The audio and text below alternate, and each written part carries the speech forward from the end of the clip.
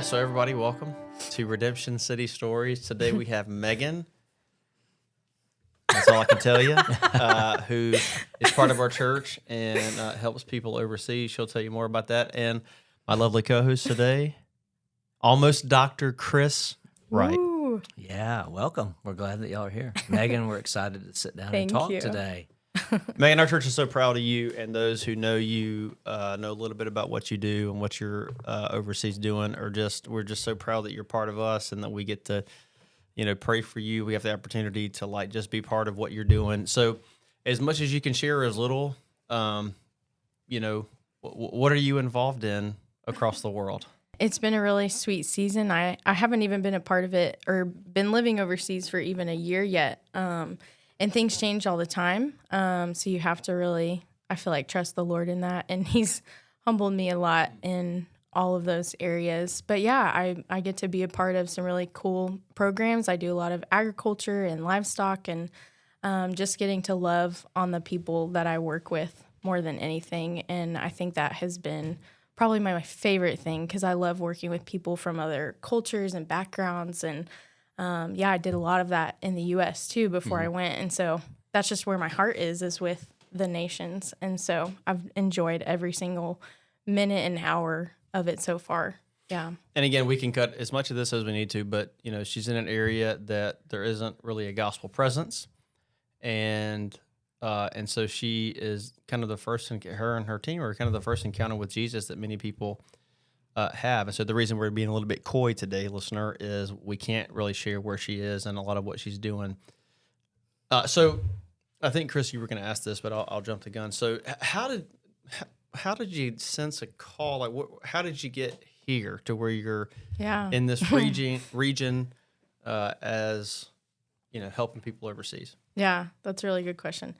I feel like it's been such a journey with the Lord and just allowing myself to be able to trust God and let Him into my life. When I went into college, at first I wasn't going to do this. I came in, I feel like very disobedient to the Lord and just wanted to go in and make a lot of money. At first I was going to be a pharmacist and started studying towards that for a lot of different things to please, my family. It's what people call a noble profession, which is, not even true necessarily. Like you can do anything and that's noble. But I just was very broken down that first year of school. And that's really when I started following Jesus. He really changed my life that first year of college. And I knew that God didn't want me to be behind a counter, but He wanted me to interact with people. Like I love people. And I think He knew that about me. And so He really directed me towards Him. And that it wasn't about my life, but to lay down my life for Him and to follow Him. And so after that, I've always loved farming, and I grew up on a small farm just outside of Fort Worth, and I loved that life so much, like my background. And I knew that being outside, being with people from other nations was something that I wanted to do, and that's something I didn't know until college. And so I changed my major to horticulture, and then I found a minor that was international agricultural development. And I was like, wow, God, now I can see, this is what You want me to do, to be able to share Your truth with other people. Wow, horticulture, I can't even say it, my goodness. With international, what was the minor? Agricultural development. Wow. Yeah. So it's been really sweet to see the Lord's hand in all of it and how it worked out for me to do that. And I thought I would do it right away after college was the thing. And I think for a few years, maybe I was a little angry at God because I was like, God, why have You not sent me overseas? You made me fall in love with the nations and work with people from all over the world when I was in college. But I didn't get to do that right away. But He put me to work in college ministry, and then I worked with refugees. And that's really where He grew me in so many ways. And maybe it was actually preparing me to be able to go overseas, but I didn't see it during that time until now. And that is really, I feel like, where He has led me to be. And preparing me. I see the way that He orchestrated each of those things and how I grew more in like being able to do ministry and discipleship and evangelism, and learning more about that, and then working with more people from different places in the world. And yeah, him just growing my heart in that and my love and growth for the Lord. And so then, yeah, that led me to like look again. I'm like, okay, maybe it's time now. And I looked and I saw a position that just matched perfectly of what I always thought God had called me to do. And I feel like it's always in the Lord's timing and not in ours, but we always get, I feel like, really angry and really quick to be like, okay, well, this is what I wanted right away. But God doesn't do that. He humbles you in a lot of ways and has you wait for those things, but it's for good reason. And he wants you to learn something from that. So yeah, that's kind of how I got to where I am now and been able to move overseas. But I don't think I was ready at the time that I wanted to go, that I wanted and desired, but it was in God's timing that he desired me to go now and to be more prepared. So I'm thankful for that waiting time now. Can you reflect on that at all, or share a little bit more, or just a little bit more about how it's like, maybe what that feeling of like going from cloudiness to clarity in your calling is like for other people? I mean, too, I think it was this breakdown of like, I think about how much the Lord really does sanctify you. I think I was in a position of like, I didn't think my sin or things like that were bad, or I was controlling my own life and not allowing God to work through that. Because I think as I get older, I think about the story of Jesus writing in the sand, and the men bring a woman who had just committed adultery, and he's writing in the sand, and they come and he says to the men who want to stone the woman, if you're without sin, you will be the first one to cast the stone. And they all, from the oldest to the youngest, they walk away because all of them, they know they have sinned, and it's the same. And I feel like during my walk with the Lord, he's convicted me more and more. And I feel like that just sanctification has become more evident. And I don't think if I didn't have that perspective before I left, that wouldn't have given me the clarity to feel like I was ready to go, if that makes sense. So I just great.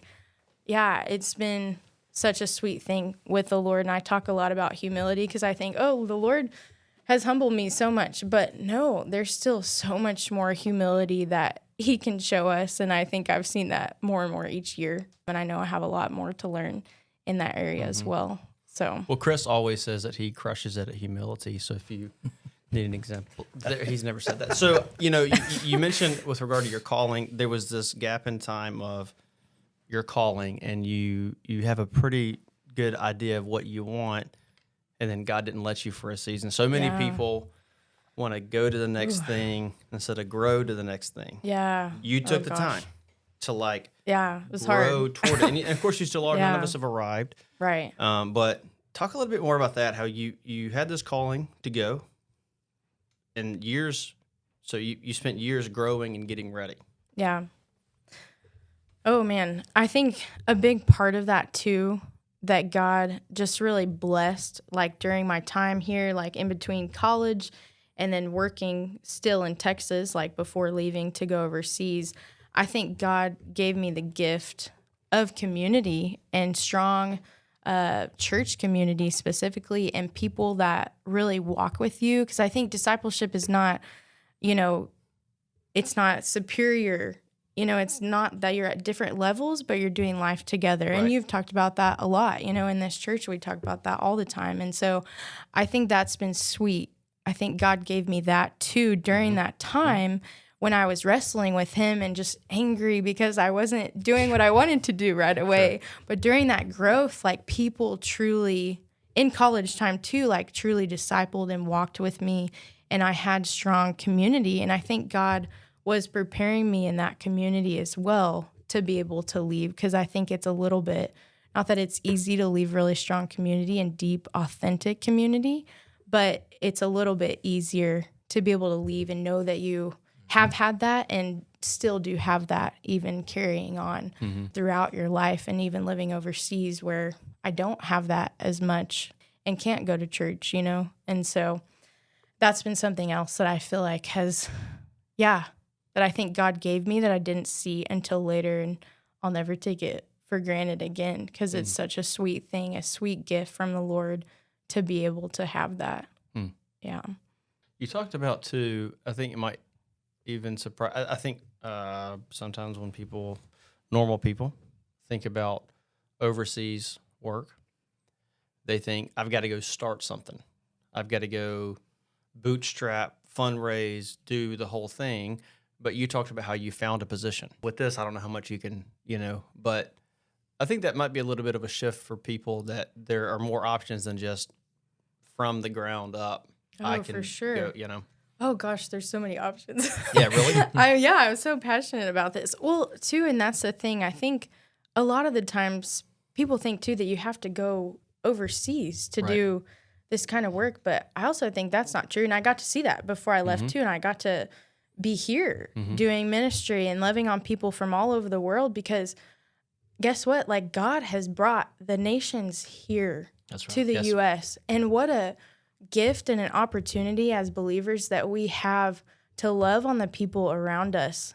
They are our neighbors now, and God has brought the nations here. There's so many opportunities in ministry that can happen even right here. And I encourage people all the time. I'm like, please, like, go find them, invite them into your home. Just find one, and that will change your life, like in and by itself, and that's such an amazing thing. I think that God has given us. I think we can be sad, and it's hard to see those things happen too for some people, but it's also a way to see opportunity as a believer here in the U.S. right now. But yeah, there's that, which is like such an amazing thing, just being here in the U.S., but there's also ways to serve and to go overseas. Like, it can be short term or you can go long term. There's so many organizations that go, and maybe if you don't want to have to fundraise or something like that, there are other ways where you don't have to do that. And I know that's scary. There will be people that take care of you, that want to fund you and pray for you and be there for you through every step of all of that process. During your application process, during your fundraising process, there's people, and you just have to talk to them about it. And it makes it so much easier and so much sweeter and so much better. So I would just encourage people to either stay here and do ministry, because I think people are called to do that. And two, if you still feel called to go overseas, that it is possible to do that, be taken care of, and not to worry about those things. So that little, I want to make sure all of our teenagers in our church listen to that. And yes, that's great. Parents, even if you don't want your kids to go overseas, let them listen to that. So for people like you who serve overseas, and we have others in our church that we're blessed to support and encourage in that way, what practically, I know we think, well, we can pray for you, or there might be a chance to send a care package, but maybe not necessarily your specific context, but that just in a specific way. What's the best way practically you could advise us? How can we help you? Like, praying in specific ways, or certain things maybe that we wouldn't think of, just from the other side of the table. Like, from this side of the table, I pray in specific ways. Yeah. And I know your context is different than the next person's context. Right, for sure. Some are more city, more remote. Some are different parts of the world. So that, without getting too specific, and of course, can you help me? That's a kind of a selfish question. Right. Help me know how I can specifically encourage and help. Yeah, I really, honestly, truly, I appreciate that question more than you guys will ever know.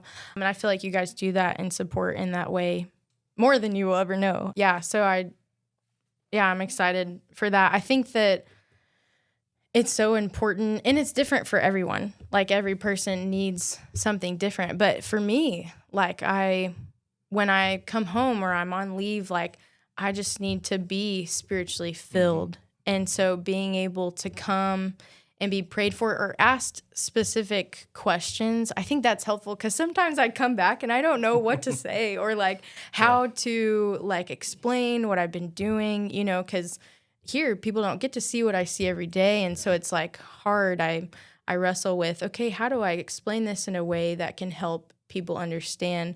But what helps, I think, is asking specific questions, about the people that you work with, about what you do. I think that's really sweet. And then that helps me say, okay, well, let's talk about these specific things. And then this is ways that you can specifically pray. It's not so broad anymore, but you know more specific details about those things. So I would say like asking good questions and asking me hard questions too, because I'm like, I still need to be challenged, like in a lot of ways from my friends and my community and family that is here in Texas. I still need to be challenged. So it's like, okay, even asking like the personal questions, like, how are you doing with your walk with the Lord? Like, what are you reading right now? Like, how are you staying plugged in to your relationship with God? So yeah, asking those simple but like harder questions of, hey, like there's still like discipleship here for you. I would say too, yeah, just praying and being able to open up homes, like having people over for dinner to just hear, just allowing them to speak. But also something for me specifically, like I love to hear how other people are doing. I think that gives me life. Like I don't want to just sit there and talk about me the whole time. Like I want to know how the church is doing. I want to know how your family's doing and how your kids or what they're doing specifically. I want to hear from the single people at church and like their life. How are the students at college doing? You know, that gives me life too, to hear from other people and do life with them continuously, even when I'm, you know, not here physically. And that's another big one. And then just being able to go to church is such a sweet thing, and just being able to walk in and feel welcomed and loved and continue to talk to people and just see faces that know and trust the Lord too, and like want to care for you and love on you. And yeah, I think those are like kind of 3 really practical ways, but there's always more. Oh, that's excellent. Yeah. Thank you. Is there anything that you did as a teenager to stir a passion for the nations? So as a college student, rather. As a college student. Oh gosh, yeah. So many things. Like I didn't even know how much I would work with people from different countries until like Jesus changed my life, and he was like, I want you to be a part of these things, and I want you to work with people from all over the world. I got super plugged in at the Baptist student ministry at A&M, and I loved every single second of it. And she's actually here right now this week, but one of the directors there, she approached Cassidy and I, who is also a member here. She approached us as freshman college students and asked us to be a part of international ministry. Cross-cultural ministry is what they call it there. And so, yeah, we started in that, which was amazing. I never thought that I would do that. And so we started doing English classes for students there, or like family of students that were studying at A&M. There's a large population of people from all over the world that come to study there. And so what an opportunity to just get to build relationships with them, hear their stories, you know, learn how to do different things with them and do life with them, invite them into our homes for dinner, because so many people from all over the world that come here are never invited into the home of someone who lives in the U.S.